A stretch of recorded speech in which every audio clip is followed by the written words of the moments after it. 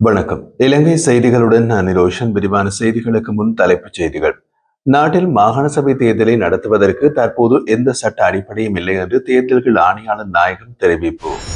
காணி மோசடிகள் மற்றும் சமூக பிரச்சனைகளை கட்டுப்படுத்துவதில் போலீசார் எடுத்துள்ள நடவடிக்கைக்கு வடக்கு ஆளுநர் வரவேற்பு.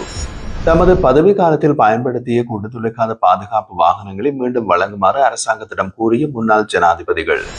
மலையக மக்களுக்கு 2000 வீட்டு உரிமை பத்திரங்களை வழங்கும் தேசிய நிகழ்ச்சி திட்டம் ஜனாதிபதி அனுரகுமார திசாநாயக்க தலைமையில் நாளை. தொடர்வது விரிவான செய்திகள். நாட்டில் மாகாண சபை தேர்தலை நடத்துவதற்கு தற்போது எந்த சட்ட அடிப்படையும் இல்லை என்று தேர்தல்கள் ஆணையாளர் நாயகம் சமன் ஸ்ரீ ரத்நாயக்க தெரிவித்துள்ளார்.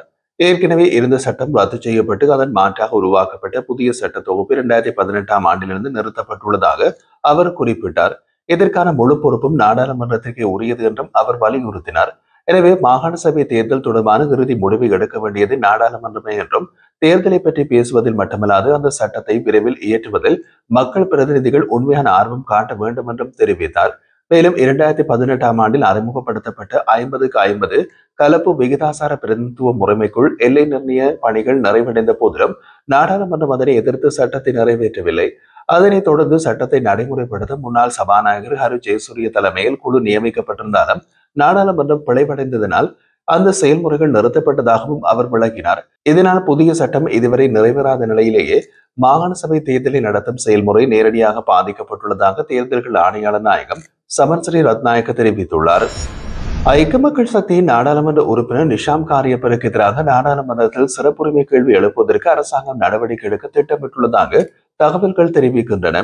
நாடாளுமன்ற உயர்மட்ட குழுவில் பொது பாதுகாப்பு அமைச்சின் செயலாளர் தெரிவித்ததாக கூறப்படும் அறிக்கையினை நிஷாம் காரியப்பர் வெளிப்படுத்தியதாக அரசாங்கம் குற்றம் சாட்டியுள்ளது.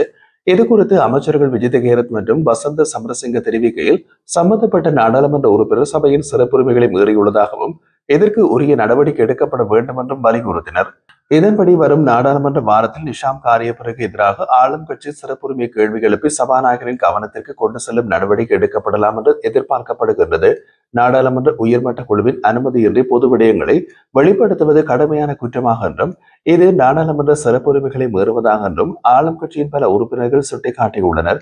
இதேவேளை உயிர்த்த ஞாயிறு தாக்குதல் சம்பவத்தின் சூத்திரதாரை அடையாளம் கண்டதாக பொது பாதுகாப்பு அமைச்சின் செயலாளர் ரவி சினவரத்ன கூறியதாக நிஷாம் காரியப்பர் வெளியிட்ட அறிக்கை பெரும் சர்ச்சையினை ஏற்படுத்திய நிலையில் அரசாங்கம் மேற்கண்ட நடவடிக்கைகளை பரிசீலித்து வருவதாக தெரிவிக்கப்படுகின்றது. முன்னாள் ஜனாதிபதிகள் மஹிந்த ராஜபக்ச மற்றும் மைத்ரிபால சிறிசேன தமது பதவி காலத்தில் பயன்படுத்திய குண்டு துளைக்காத பாதுகாப்பு வாகனங்களை மீண்டும் வழங்குமாறு அரசாங்கத்திடம் கோரிக்கை விடுத்துள்ளனர். தமது பாதுகாப்புக்கு அச்சுறுத்தல் நிலவுகின்றது என்ற காரணத்தினால் இந்த கோரிக்கை விடுக்கப்பட்டதாக தெரிவிக்கப்படுகின்றது. அரசாங்கம் தற்போது இந்த கோரிக்கைகள் தொடர்பாக மீளாய்வு செய்து வருவதாகவும் அறியப்படுகின்றது. சமீபத்தில் முன்னாள் ஜனாதிபதிகளுக்கான வரப்பிரசாதங்களை நீக்கும் சட்டம் நாடாளுமன்றத்தில் நிறைவேற்றப்பட்டதை தொடர்ந்து மஹிந்த ராஜபக்ச தனது உத்தியோகபூர்வ இல்லத்திலிருந்து வெளியேறி தங்காலை ஹால்டன் இல்லத்திற்கு சென்றிருந்தார். அவர் 2015ஆம் ஆண்டில் பெற்றிருந்த குண்டு துளைக்காத வாகனங்களையும் பிற வாகனங்களையும் அரசாங்கத்திடம் மீள ஒப்படைத்திருந்தார். அதே போன்று முன்னாள் ஜனாதிபதி மைத்ரிபால சிறிசேனவும் தமக்கு வழங்கப்பட்டிருந்த வாகனங்களை அரசாங்கத்திடம் ஒப்படைத்திருந்தார். இந்த நிலையில் பாதுகாப்பு அச்சுறுத்தல்கள் காரணமாக இரு முன்னாள் ஜனாதிபதிகளும் தமக்கென பாதுகாப்பு வாகனங்களை மீண்டும் பெற விருப்பம் தெரிவித்துள்ளனர். காணி மோசடிகள் மற்றும் சமூக பிரச்சனைகளை கட்டுப்படுத்துவதில் போலீசார் எடுத்துள்ள நடவடிக்கைகளை வரவேற்று இதை தொடர்ச்சியாக முன்னெடுக்க வேண்டும் என்று வடக்கு மாகாண ஆளுநர் நாகலிங்கம் வேதநாயகன் வலியுறுத்தியுள்ளார். வடக்கு மாகாணத்தில் 5 மாவட்டங்களின் செயலாளர்களுடன் நடைபெற்ற கலந்துரையாடல் ஆளுநர் சேனகத்திலே இடம்பெற்றது. அதன்போது போலீசார் மேற்கொண்ட நடவடிக்கைகளில் முன்னேற்றம் காணப்படுவதாகவும் ஆனால் சில போலீஸ் நிலையங்களில் பொதுமக்களின் முறைப்பாடுகள் இன்னமும் ஏற்கப்படாமல் இருப்பதாகவும் ஆளுநர் குறிப்பிட்டார்.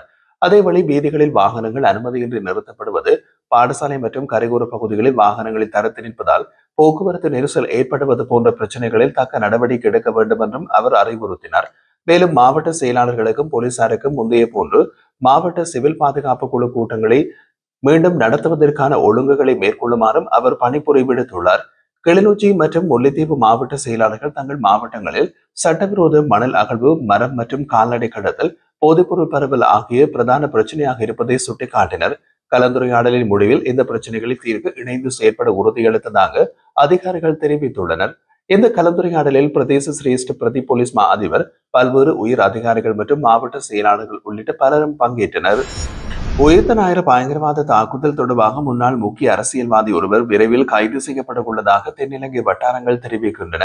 இந்த கைது நடவடிக்கை எதிர்வரும் நாட்களில் மேற்கொள்ளப்படும் எனவும் இது தொடர்பாக ஏற்கனவே கைது செய்யப்பட்ட ஒருவரிடமிருந்து பெறப்பட்ட தகவல்களின் அடிப்படையில் இந்த நடவடிக்கை எடுக்கப்பட உள்ளதாகவும் தெரிவிக்கப்படுகின்றது. இதேவேளை இந்த பயங்கரவாத தாக்குதலின் சூத்திரதாரி அடையாளம் காணப்பட்டுள்ளதாக நாடாளுமன்ற விவகார அமைச்சின் செயலாளர் ரவி செனவரத்ன கூறியதாக சமீபத்தில் வெளிவந்த தகவல்கள் பெரும் சர்ச்சையினை ஏற்படுத்தியிருந்தன. குறித்த தகவலை ஐக்கிய மக்கள் சக்தியின் நாடாளுமன்ற உறுப்பினர் நிசாம் காரியப்பர் வெளியிட்டிருந்த நிலையில் அது முற்றிலும் பொய்யானது என்று அரசாங்கமும் காவல்துறையும் விளக்கம் அளித்தது. இதனை அடுத்து இந்த தவறான தகவலை வெளியிட்டவருக்கும் பரப்பியவர்களுக்கும் எதிராக கடும் சட்ட நடவடிக்கை எடுக்கப்படும் என்று அரசு தரப்பு அறிவித்துள்ளமை குறிப்பிடத்தக்கது. அம்பாறை மாவட்டம் காரைதீவில் 35 ஆண்டுகளாக ராணுவ முகாமாக பயன்படுத்தப்பட்ட காணி நேற்றைய தினம் உத்தியோகபூர்வமாக பொதுமக்களிடம் கையளிக்கப்பட்டது. 1990ஆம் ஆண்டு முதல் காரைதீவில் 0.5 ஏக்கர் நிலப்பரப்பில் செயல்பட்டிருந்த இந்த ராணுவ முகாம் காரைதீவு பிரதேச தவிசாளர் சுப்பிரமணியம் பாஸ்கரனிடம் உத்தியோகபூர்வமாக ஒப்படைக்கப்பட்டது. இந்த இடம் ராணுவ முகாம் அமைக்கப்படும் முன் காரைதீவு பிரதேச சபை மற்றும் பொது நூலகம் இயங்கி வந்தது. தற்போது முகாம் காணியுடன் இணைந்திருந்த தனியார் நிலப்பகுதியும் விடுவிக்கப்பட்டுள்ளது. காணி ஒப்படைப்பு தொடர்பான நிகழ்வு காரைதீவு பிரதேச செயலாளர் ஜி அருணனிடம் காணி பொறுப்பேற்பு வழங்கப்பட்டு நடைபெற்றது. நிகழ்வில் கிழக்கு மாகாண ராணுவ அதிகாரிகள் உள்ளிட்ட பல உயர் அதிகாரிகள் பங்கேற்றனர். கடந்த 35 ஆண்டுகளாக காரைதீவு பிரதான வீதியில் அமைந்திருந்த இந்த ராணுவ முகாமில் இருந்து பிரதேச சபை நூலகம் வேறு இடத்திற்கு மாற்றப்பட்டிருந்தது. இதனால் மாணவர்கள் மற்றும் பொதுமக்கள் நீண்ட காலமாக பல சிரமங்களை எதிர்கொண்டனர். வடக்கு கிழக்கு மாகாணங்களில் ராணுவ முகாம்களின் எண்ணிக்கையை குறைக்கும் நோக்கில் அரசாங்கம் எடுத்த அமைச்சரவை தீர்மானத்திற்கு அமைய இந்த முகாம் அகற்றப்பட்டதாக அதிகாரிகள் தெரிவிக்கின்றனர். காரைதீவு மக்களும் தமிழ் நாடாளுமன்ற உறுப்பினர்களும் பல ஆண்டுகளாக இந்த முகாமை அகற்றி பொது பயன்பாட்டுக்கான நிலத்தை மீள வழங்குமாறு கோரிக்கை விடுத்திருந்தார்கள். இந்த நடவடிக்கை கிழக்கு மாகாணத்தில் ராணுவ முகாம்கள் கட்டம் கட்டமாக அகற்றப்படும் முயற்சியின் ஒரு பகுதியாகும் என்றும் தெரிவிக்கப்படுகிறது. மலையக மக்களுக்கு 2000 வீட்டு உரிமை பத்திரங்களை வழங்கும் தேசிய நிகழ்ச்சி திட்டம் நாளைய தினம் காலை 10 மணிக்கு பண்டாரவளை பொது விளையாட்டு மைதானத்தில் ஜனாதிபதி அனுருகுமார திசாநாயக்க தலைமையில் நடைபெற உள்ளது. மலையக சமூகத்தினரின் வாழ்க்கை தரத்தை உயர்த்தும் பாதுகாப்பான மற்றும் சுற்றுச்சூழலுக்கு உகந்த வீடுகளை வழங்குவதும் இந்த திட்டத்தின் முக்கிய நோக்கமாகும். தோட்ட தொழிலாளராக இருப்பது, குறைந்தது 5 வருடங்களாக தோட்ட குடியிருப்பாளராக வாழ்ந்திருத்தல், முன்னர் வீட்டு உதவி பெறாமை, தற்போது லயன் அறை அல்லது தற்காலிக வீடில் வசிப்பது, தேசிய கட்டட ஆராய்ச்சி அமைப்பின் அறிக்கையின் அடிப்படையில் பேரிடர்களால் பாதிக்கப்பட்டிருப்பது போன்ற தகவல்களை பூர்த்தி செய்தவர்களுக்கு இந்த வீடுகள் வழங்கப்படுகின்றது. 4வது கட்டமாக நடைபெறும் இந்த திட்டத்தின் கீழ் 9 மாவட்டங்களில் இருந்து 2056 பயனாளர்கள் தேர்ந்தெடுக்கப்பட்டுள்ளதாகவும் இந்திய அரசின் நிதி உதவியுடன் வீடுகள் நிர்மாணிக்கப்படுவதாகவும் பெருந்தோட்ட கைத்தொழில் அமைச்சர் சம்பந்த வித்யாரத்ன தெரிவித்துள்ளார். அவர் மேலும் குறிப்பிடுகையில் இந்த திட்டத்தின் அடுத்த கட்டம் அடுத்த ஆண்டில் நடைமுறைப்படுத்தப்படும் என்பதுடன் பயனாளர்களின் எண்ணிக்கை மேலும் அதிகரிக்கப்படும். பெருந்தோட்ட பகுதிகளில் வாழும் மக்களுக்கு தேவையான அனைத்து அடிப்படை வசதிகளையும் வழங்குவது அரசாங்கத்தின் இலக்காகும் என்றார். வாகன இறக்குமதி தொடர்பான வரிமுறைகளை அரசாங்கம் விரைவில் மாற்றக்கூடும் என்று வாகன இறக்குமதியாளர்கள் தெரிவித்துள்ளனர்.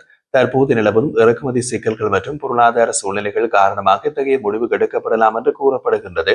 இந்த வரி மாற்றம் உள்ளூர் சந்தைகளில் வாகன விலைகளில் சிறிய அளவு மாற்றத்தை ஏற்படுத்தக்கூடும் என்றும் இறக்குமதியாளர்கள் சுட்டிக்காட்டினர்.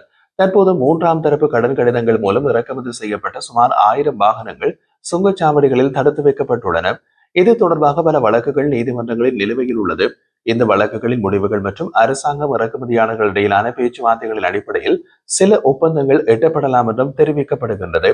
3ஆம் தரப்பு கடன் கடிதங்கள் பிரச்சனைகளுக்கு நிரந்தர தீர்வும் தற்போது தடுத்து வைக்கப்பட்டுள்ள வாகனங்களை விடுவிப்பதற்கான நீதிமன்ற ஒப்பந்தங்களும் எட்டப்பட்டால் எதிர்காலத்தில் வாகன இறக்குமதி வரிமுறையில் மாற்றம் ஏற்படலாம் என்று இறக்குமதியாளர்கள் நம்பிக்கை தெரிவிக்கின்றனர்.